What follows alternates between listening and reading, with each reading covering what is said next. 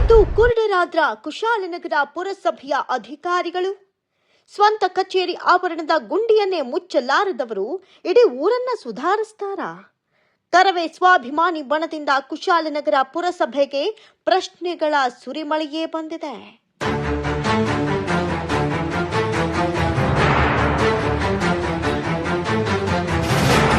ಸುಮಾರು 7.5 ಕೋಟಿ ರೂಪಾಯಿಗಳ ಭಾರಿ ವೆಚ್ಚದಲ್ಲಿ ನೂತನವಾಗಿ ನಿರ್ಮಾಣಗೊಂಡು ಕಳೆದ 2025ರ ಜೂನ್ 11ರಂದು ಅತ್ಯಂತ ವೈಭವಪೂರ್ಣವಾಗಿ ಲೋಕಾರ್ಪಣೆಗೊಂಡ ಇಲ್ಲಿನ ಪುರಸಭೆ ಕಚೇರಿ ಮತ್ತು ವಾಣಿಜ್ಯ ಸಂಕೀರ್ಣ ಕಟ್ಟಡದ ಆವರಣ ಈಗ ಸಾರ್ವಜನಿಕರ ಪಾಲಿಗೆ ಅಪಾಯದ ಆಡುಕಳವಾಗಿ ಮಾರ್ಪಟ್ಟಿದೆ.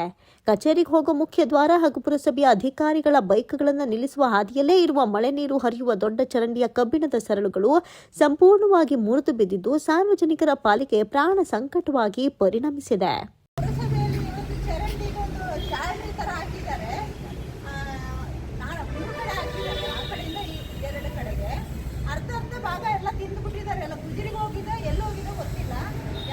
ಜನಗಳು ವಯಸ್ಸಾದವರು, ಅಂಗವಿಕಲರು, ಯಾರೇ ಬಂದವರು ಅಕಸ್ಮಾತ್ ಕಾಲ್ ತಪ್ಪಿ ಜಾರಿ ಬಿದ್ದರೆ ಕೋಟಿಗಟ್ಟಲೆ ಸಾರ್ವಜನಿಕರ ತೆರಿಗೆ ಬಳಸಿ ನಿರ್ಮಿಸಿದ ಕಟ್ಟಡದ ಕಾಮಗಾರಿ ಕೇವಲ 1 ವರ್ಷದ ಅವಧಿಯಲ್ಲೇ ಹೀಗೆ ಮುರಿದು ಬಿದ್ದಿರೋದು ನಿಜಕ್ಕೂ ಭ್ರಷ್ಟಾಚಾರಕ್ಕೆ ಹಿಡಿದ ಕೈಗನ್ನಡಿಯಂತಾಗಿದೆ.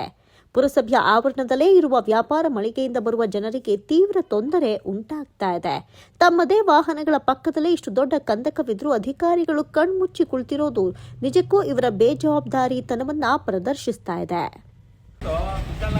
ತಾಲೂಕು ಪುರಸಭೆ ಯಾವ ಮಟ್ಟದಲ್ಲಿದೆ ಅಂದ್ರೆ ಅದು ಪುರಸಭೆ ಒಳಗಡೆ ಇರೋಂಥ ಚರಂಡಿ ವ್ಯವಸ್ಥೆ ಆಗಿದೆ ಅಂದ್ರೆ ರಾಡ್ ಮುರಿದೋಗಿದೆ. ಇದು ಇಲ್ಲಿರೋ ಜಾಲರಿ ಎಲ್ಲ ತಗೊಂಡೋಗಿ ಎಲ್ಲ ಹಾಕಿದ್ದಾರೆ. ಓಪನ್ ಇದೆ. ಇಲ್ಲಿ ಏನೇ ಪಂಚಾಯತಿ ಕೆಲಸಕ್ಕೆ ಬರ್ತಾರೆ, ಮಕ್ಕಳು ಮರಿ ಕರ್ಕೊಂಡ್ ಬರ್ತಾರೆ, ಮುದುಕರು ಬರ್ತಾರೆ, ವಯಸ್ಸಾದವ್ರು ಬರ್ತಾರೆ, ಅವರೆಲ್ಲ ಮಿಸ್ ಆಗಿ ಬಿದ್ದು ಇಲ್ಲೇನಾದ್ರು ಹೆಚ್ಚು ಕಮ್ಮಿ ಅಂದರೆ ಯಾರು ಹೊಣೆ, ಯಾರು ಜವಾಬ್ದಾರಿ? ಅಧಿಕಾರಿ ಜವಾಬ್ದಾರಿ ಆಗ್ತಾರ? ಅವರೇ ಜವಾಬ್ದಾರಿ ಇದು. ಯಾಕೆಂದರೆ ಅವರ ಅಂಡರಲ್ಲಿ ಬರೋದು ಇದು. ಈ ಕೆಲಸನ ಈ ಥರ ಮಾಡಿದ್ದಾರೆ. ಅವರು ಈ ಬಣದಿಂದ ನಾವು ಕರ್ನಾಟಕ ರಕ್ಷಣಾ ವೇದಿಕೆ ಬಣದಿಂದ ತೀವ್ರವಾಗಿ ಖಂಡಿಸ್ತೀವಿ. ಇನ್ನು ತಕ್ಷಣವೇ ಈ ಚರಂಡಿಗೆ ಗಟ್ಟಿಮುಟ್ಟಾದ ಕಬ್ಬಿಣದ ಸರಳುಗಳನ್ನು ಅಳವಡಿಸಿ ಸಾರ್ವಜನಿಕರ ಸುರಕ್ಷತೆಗೆ ಆದ್ಯತೆ ನೀಡಬೇಕು. ಇಲ್ಲವಾದಲ್ಲಿ ಮುಂದಿನ ದಿನಗಳಲ್ಲಿ ಪುರಸಭೆ ಕಚೇರಿಯ ಮುಂದೆ ಉಗ್ರ ಪ್ರತಿಭಟನೆಯನ್ನ ಹಮ್ಮಿಕೊಳ್ಳಲಾಗುತ್ತೆ ಅಂತ ಕರವೇ ಸ್ವಾಭಿಮಾನಿ ಬಣದ ಪದಾಧಿಕಾರಿಗಳು ಪುರಸಭೆ ಮುಖ್ಯ ಅಧಿಕಾರಿಯವರಿಗೆ ಹಾಗೂ ಇದಕ್ಕೆ ಸಂಬಂಧಪಟ್ಟ ಅಧಿಕಾರಿಗಳಿಗೆ ಗಂಭೀರ ಎಚ್ಚರಿಕೆ ನೀಡಿದ್ದಾರೆ.